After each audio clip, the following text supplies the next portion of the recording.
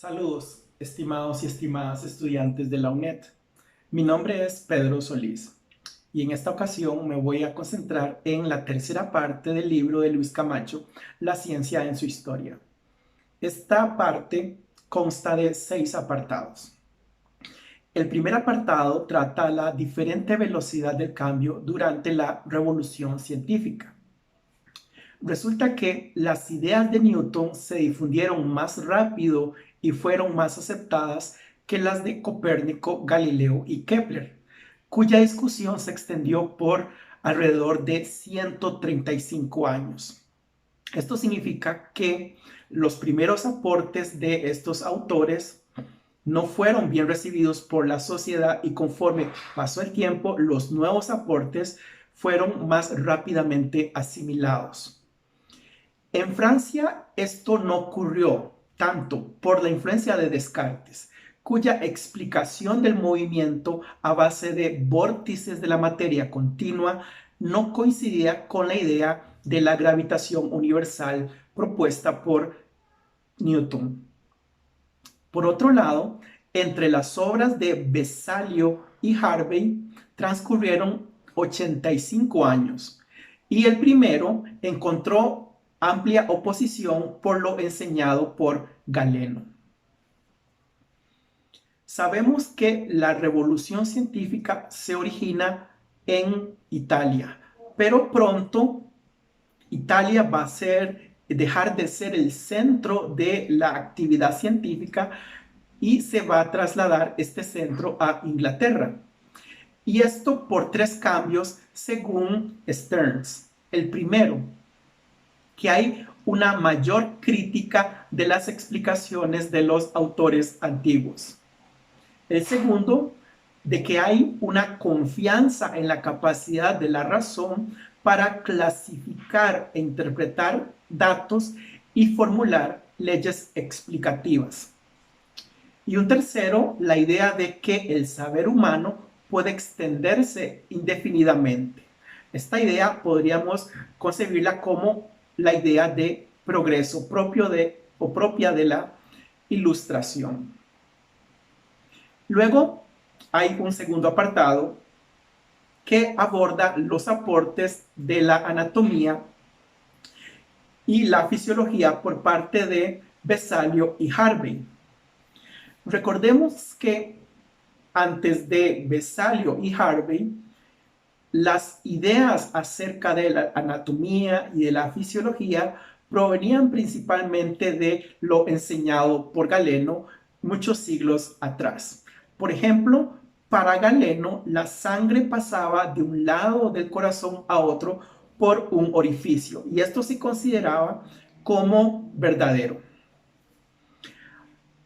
Besalio va a ser uno de esos autores que va a iniciar esta revolución en anatomía con su obra titulada De la estructura del cuerpo humano.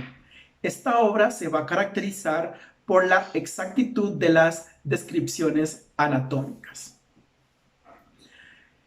Besalio es principalmente un anatomista, está enfocado en estudiar las partes del cuerpo, mientras que William Harvey va a ser un fisiólogo. En lugar de estar enfocado en las partes, va a estar enfocado en el funcionamiento de los organismos e incluso de las partes y los componentes de esos organismos. Entre estos dos autores vamos a encontrar otros dos que son importantes, como lo son Gabriel Falloppio y Girolamo Fabricio. El aporte importante de Gabriel Falloppio es que va a descubrir las trompas de Falopio, que conectan los ovarios con el útero. Y el aporte importante de Girolamo Fabricio va a ser una descripción precisa de las válvulas de las venas, que para Fabricio disminuían la velocidad de la sangre producida en el hígado para que pudiera absorberse por los tejidos. En este momento se creía entonces que las válvulas de la sangre tenían como función hacer detener la velocidad de la sangre para que pudiera ser absorbida por los tejidos. Y la sangre se creía que se producía en el hígado. Luego vamos a encontrarnos a un autor fundamental que va a ser William Harvey. Y él va a escribir una obra titulada sobre el movimiento del corazón y la sangre en los animales. Va a ser una obra muy importante porque aquí William Harvey va a intentar demostrar que la sangre circula a través de nuestro cuerpo. Decía Harvey que el cuerpo humano no puede estar produciendo constantemente tanta sangre. Por tanto, esta debe estar circulando y pasa de las arterias a las venas. Pero no pudo constatar esto último, de que la sangre pasa de las arterias a las venas. Fue Marcelo Malpighi quien constató este paso observando los pulmones de las ranas. Para el mundo español hay un autor, Miguel de Servet, que se considera el que descubrió la circulación de la sangre. Para Miguel de Servet, la sangre pasaba del lado derecho del corazón a los pulmones y regresaba al lado izquierdo, contrariando la idea de Galeno de que pasaba de un lado del corazón al otro por un orificio, el cual nunca nadie lo había visto, pero se asumía como si fuera verdadero. Para Harvey, los seres humanos poseían junto con los demás seres vivos propiedades especiales, de tal manera que Harvey era un vitalista. Mientras que para Descartes, toda la naturaleza, incluida los seres vivos como los no vivos, se explicaba por medio de leyes comunes. A esta posición se le conoce como mecanicismo. En esta época, entonces, vamos a ver la tensión entre dos formas de ver la naturaleza y a los seres vivos. Una vitalista, que va a considerar que los seres vivos tienen propiedades especiales que no tienen los seres inertes, y la que va a considerar que tanto los seres vivos como los seres inertes se van a explicar por las mismas leyes y no tienen, en virtud de que son vivos, propiedades especiales con respecto a los que no son vivos. En esta línea vamos a encontrar a un autor de apellido Borelli que va a publicar una obra titulada Sobre el movimiento de los animales.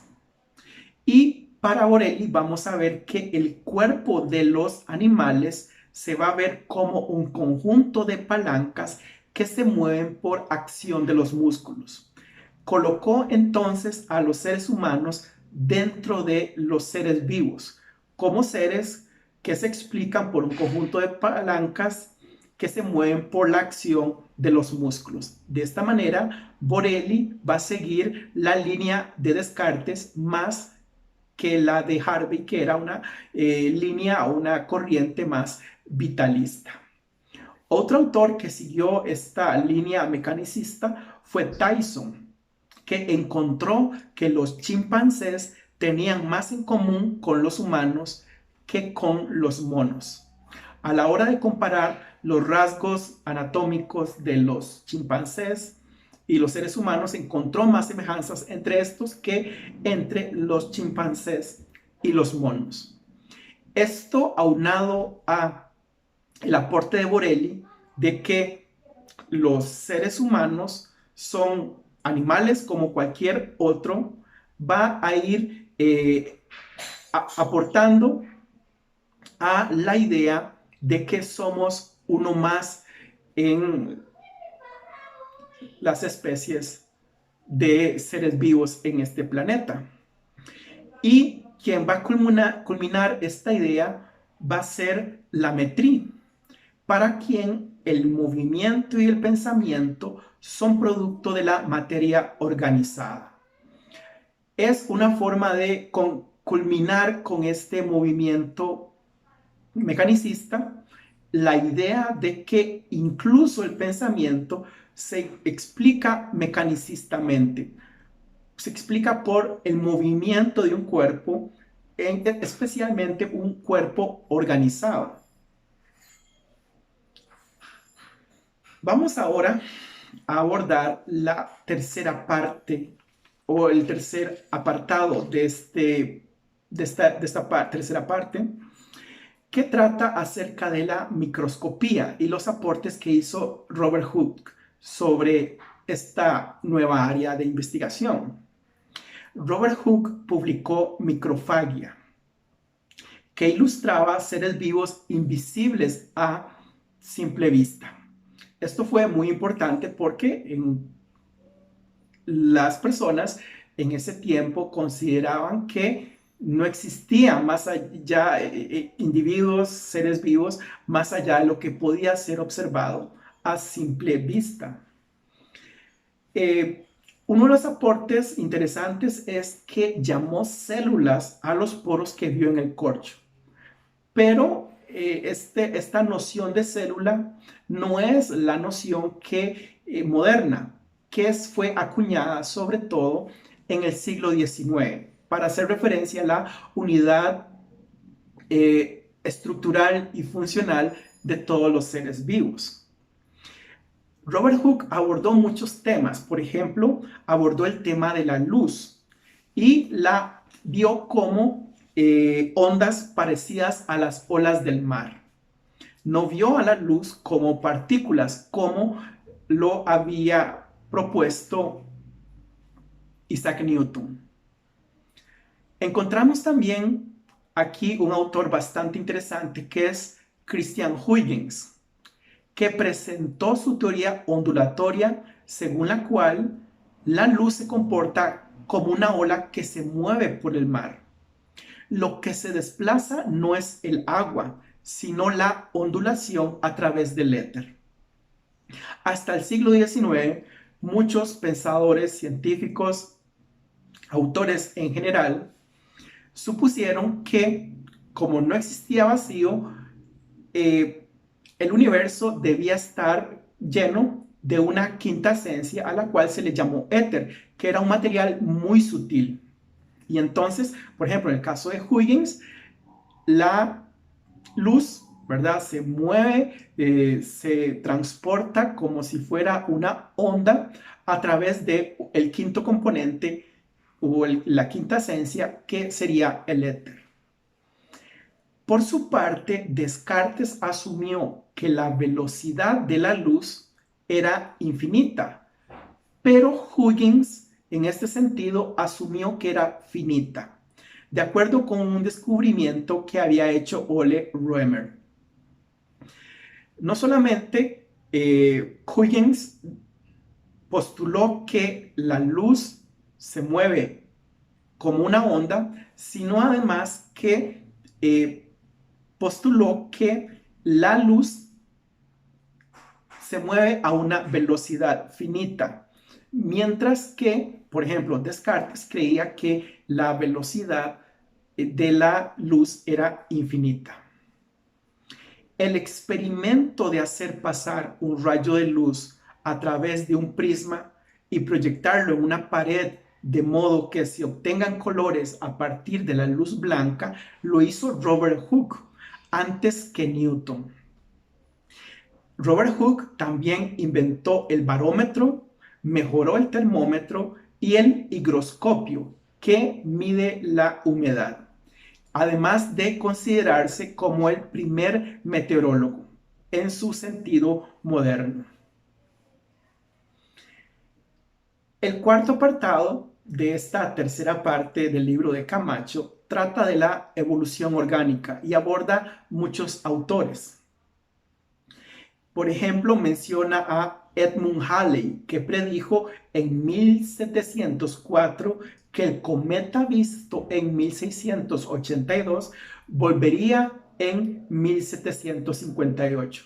Y de hecho volvió en ese año, aunque Halley ya estaba muerto para esa época. Vamos a encontrarnos también aquí dos autores muy relevantes que son Francis Willoughby y John Ray, que van a publicar una obra titulada Historia de los peces.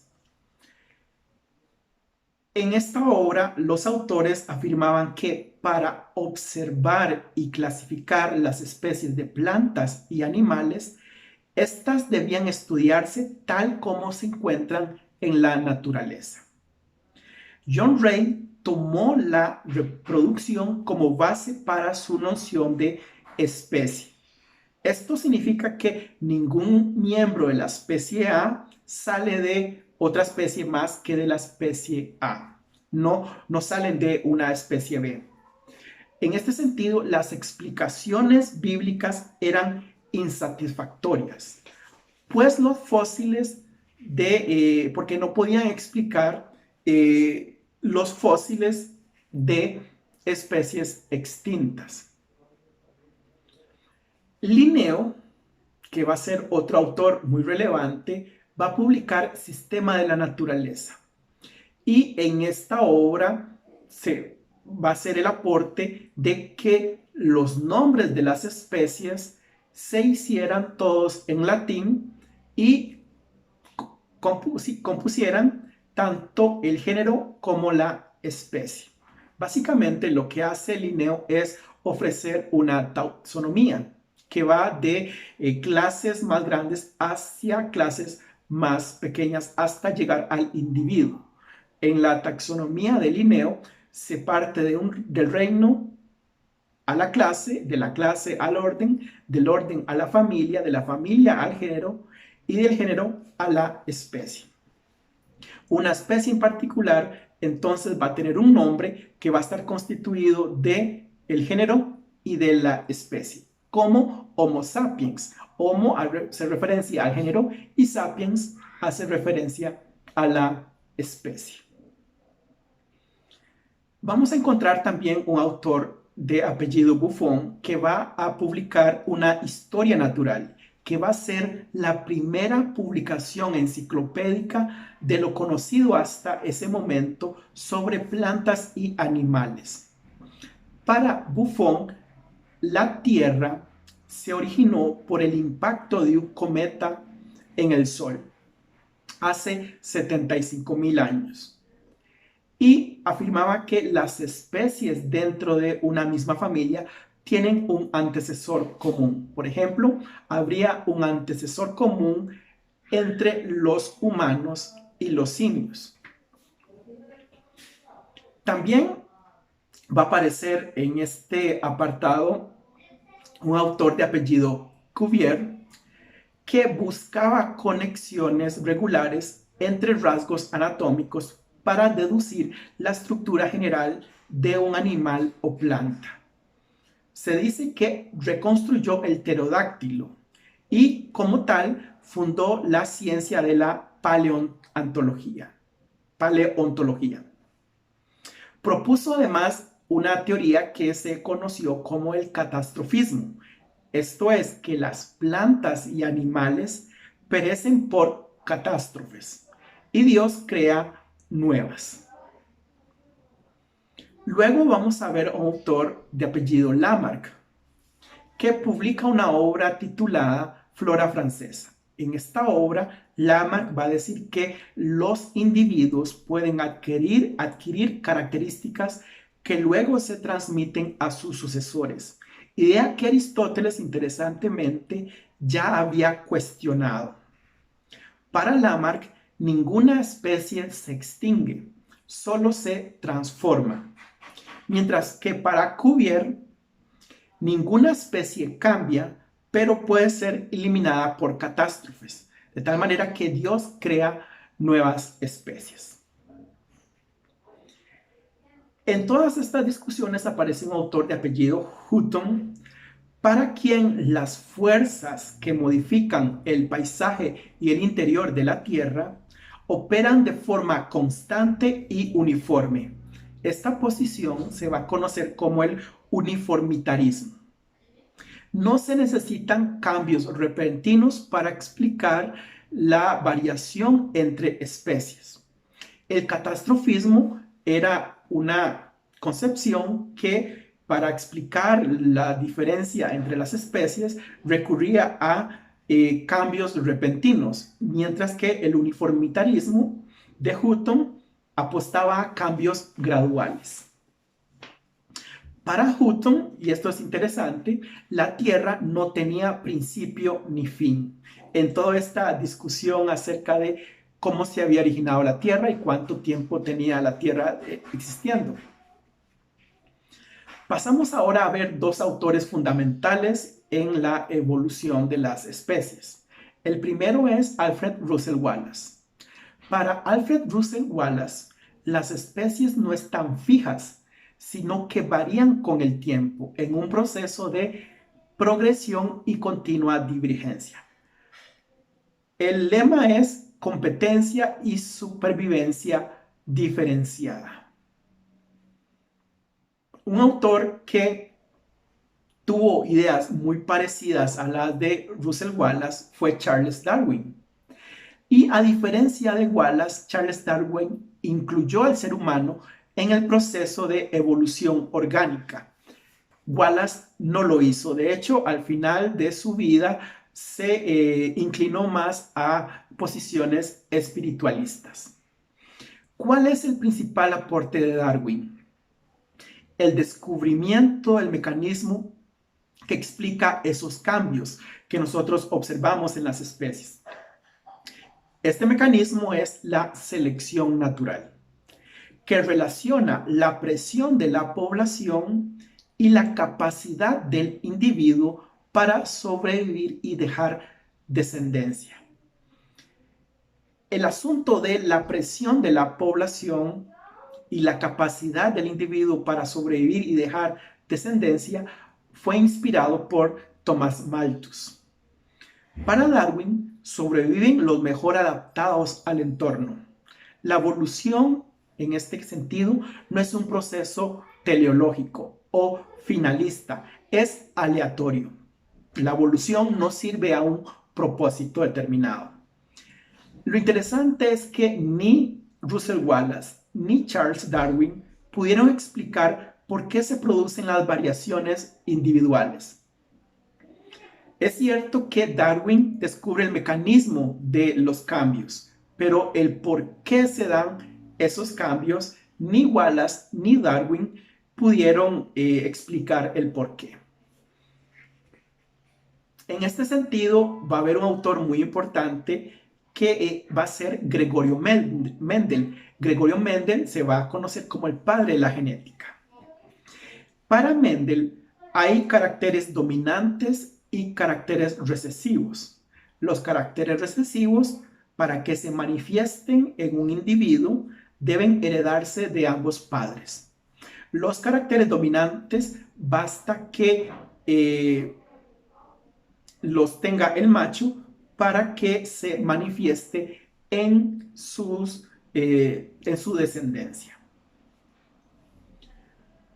Pasamos ahora al apartado número 5, que habla de las plagas y las epidemias y cómo fueron tratadas en la Edad Moderna y en la Edad Media. Resulta que en esta Edad Media, los científicos, los filósofos incluso, fueron incapaces de explicar la peste bubónica. ¿Por qué se originaba la peste bubónica? Solo cuando se empezó a estudiar sistemáticamente la distribución de casos y relacionarla con otros factores, es que se pudo explicar tanto las plagas como las epidemias. Y esto fue lo que hizo John Snow en Inglaterra para explicar la fuente del cólera o el origen del cólera, que va a ser las materias fecales. La historia va así. John Snow va a estudiar qué diferentes factores explicarían la variación de los casos en una población. Y él va a encontrar que había más casos en un lugar donde había una empresa que les distribuía agua, mientras que en otro lugar donde había otra empresa que les distribuía agua, no tenían tantos casos de cólera. Entonces se abocó a estudiar el agua que proveía esta empresa a estos lugares y se dio cuenta de que esta agua estaba contaminada de materia fecal y que esa era la causa del cólera. Eh, en una línea similar vamos a encontrar a Philip Semmelweis, que descubrió cómo se transmite la fiebre puerperal. La fiebre puerperal se daba mucho en los hospitales en las mujeres parturientas y no se sabía por qué se originaba esta fiebre. Igual Semmelweis se dedicó a estudiar cómo estaban distribuidos los casos dentro del mismo hospital y se dio cuenta de que las mujeres parturientas que eran tratadas por estudiantes de medicina morían más que las mujeres que eran atendidas por parteras. Entonces vio cuál era, estudió el comportamiento de los estudiantes de medicina y en ese momento un amigo de él muere por una incisión que él mismo se hace con el escalpelo trabajando en un cadáver. Y entonces él vio que la enfermedad que lo llevó a la muerte de este colega era muy parecida a la enfermedad de la cual morían las mujeres parturientas. Entonces, hizo el vínculo entre los estudiantes de medicina que antes de ayudar a las mujeres parturientas estaban o trabajaban con cadáveres. Entonces, él vio que, o sea, los estudiantes de medicina transmitían la fiebre puerperal de su manipulación con cadáveres a las mujeres, proponiendo entonces que de ahora en adelante los médicos tenían que lavarse las manos para evitar eso, el contagio. Y de hecho funcionó y sin embargo sus colegas estuvieron reticentes a cumplir con estas directrices que venían de los descubrimientos de Philip Semmelweis. Finalmente, el capítulo o el apartado sexto trata de los desarrollos posteriores a Darwin relacionados con el papel de la herencia. Aquí vamos a encontrar la figura de Walter Sutton. Este estudió los cromosomas que se encuentran en parejas en las células, pero vio que hay células en donde los cromosomas no aparecen en parejas. Estas células son las células sexuales. Resulta que los cromosomas contienen a los genes y los genes los había descubierto ya Gregorio Mendel. Por su parte, Thomas Hunt Morgan, igual tanto como Sutton, provenían de la Universidad de Columbia a inicios del siglo XIX, del siglo XX, perdón. Para este autor, los machos solo tienen un cromosoma X. Incluso los genes recesivos presentes en él se manifiestan, mientras que en las hembras el gen recesivo tiene que estar en los dos cromosomas X para que la mutación se muestre. Si la mutación está presente en solo uno de los cromosomas X de la hembra, esta lo puede transmitir, pero no lo muestra.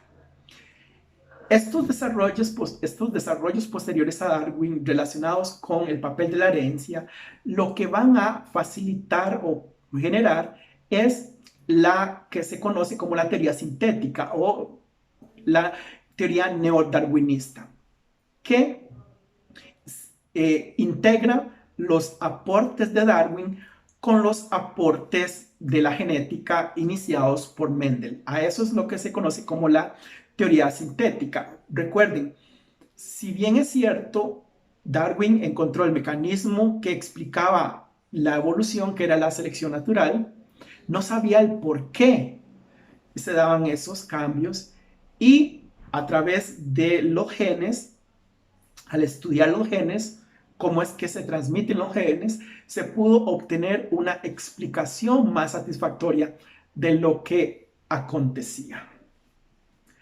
Muy bien. Estos son los 6 capítulos o 6 apartados de esta tercera parte del libro de Luis Camacho. Voy a hacer una breve resumen de lo que hemos visto. En un primer momento vimos cómo los descubrimientos y las nuevas teorías, como las de Copérnico, Galileo y Kepler, no fueron bien aceptadas por la sociedad, y conforme pasó el tiempo, los nuevos descubrimientos, digamos que la revolución científica se normalizó dentro de la sociedad y los nuevos descubrimientos eran aceptados de manera mucho más rápida. En un segundo momento explicamos los aportes en la anatomía de Vesalio y en la fisiología de Harvey. Vimos que los aportes de Vesalio son importantes en lo detallado de sus observaciones. En el caso de Harvey, es el que teoriza acerca de la circulación de la sangre. Pero también se considera que hay otro autor que también descubrió la circulación de la sangre, que era Miguel de Servet. Se creía, ¿verdad?, en ese momento, los aportes de Galeno, según el cual la sangre se produce en el hígado y pasa de un lado del corazón al otro por un orificio. Resulta que no pasa de un lado al otro por un orificio. En ese sentido, vemos, por ejemplo, a Miguel de Servet, que dice que pasa del lado derecho del corazón a los pulmones y se regresa por el lado izquierdo. También se discute la función de las válvulas de las venas, ¿verdad? Algunos consideran que, por ejemplo, Fabricio considera que las válvulas de las venas es para detener o hacer más lenta la circulación, el movimiento de la sangre, para que pueda ser absorbida. Lo cierto es que luego se va a descubrir que la sangre no es absorbida, sino que pasa a capilares, ¿verdad?, cada vez más pequeños por todo el organismo. Un tercer punto abordaba los aportes de Robert Hooke a la microscopía. Resulta que Robert Hooke descubre que había seres vivos que eran invisibles a la simple vista, además de que aporta en un montón de cosas. Por ejemplo, mejora el termómetro, inventó el barómetro y fue el primer meteorólogo. Luego el apartado más largo es el 4, que habla sobre la evolución orgánica. Entonces hay diferentes temas. Aquí, por ejemplo, si los cambios que se observan en la Tierra son cambios repentinos o más graduales. Se discute sobre el origen de la Tierra.